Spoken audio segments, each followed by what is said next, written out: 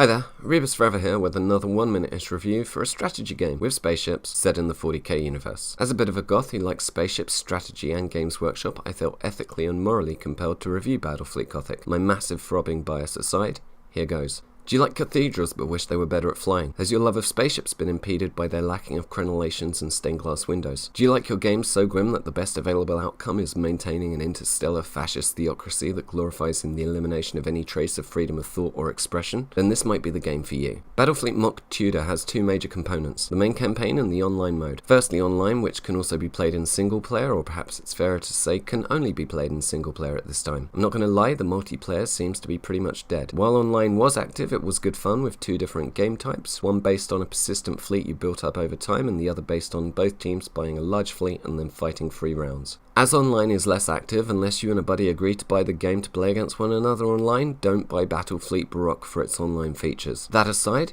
let me spend some time talking to you about how awesome the campaign is and why you should buy this game if you have any interest in 40k games, lore, sci-fi in general, well-written long linear campaigns where every battle matters, or just a healthy appreciation for kilometre-long space cathedrals. The game's main campaign can be played at various levels of difficulty, including an Iron Man mode preventing save scumming. Regardless of difficulty, after completing or skipping the tutorial phase, you will be presented with a turn-based persistent Galactic Map. The Galactic Map provides a macro view of the regions you are responsible for, how well you are doing, and as a hub for other actions. From this view, you select your potential battles or gain access to port facilities where you can upgrade and purchase ships with your spoils and sectors resources. As you play, your fleet also grows and gains XP in a persistent fashion. Each turn you get a number of deployments allowing you to choose which threat or front to reply to, with different planets providing different perks to the overall war effort. Tough choices will need to be made as a consequence of losing too many random battles, with scripted battles causing the most hurt. Try not to lose at all, but if you do lose, don't lose the scripted battles, otherwise you're going to have a bad time.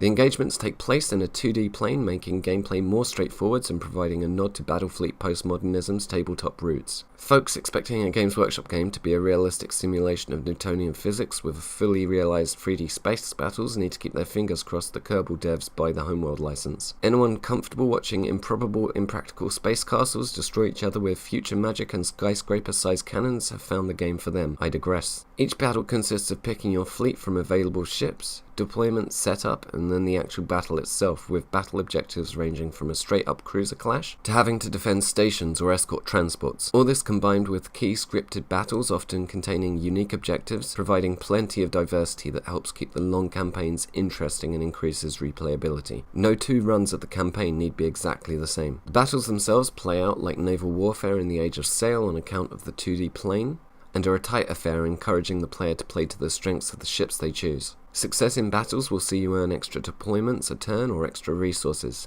Defeat will leave you having to make tough choices about which systems you can afford to lose and limit your ability to react to the events of the following turns. Pulling a campaign win from the jaws of defeat is possible, as is the opposite. Battlefleet Art Deco is perhaps an overpriced game at 30 quid with nobody online at the times I tried, but the research and effort put into the campaign make it an easy recommend on sale. Even if the campaign itself wasn't fun, which it is, the lore and overall presentation of the campaign make it an easy recommend for anyone into the 40k universe or space-themed RTS games. Thanks for watching.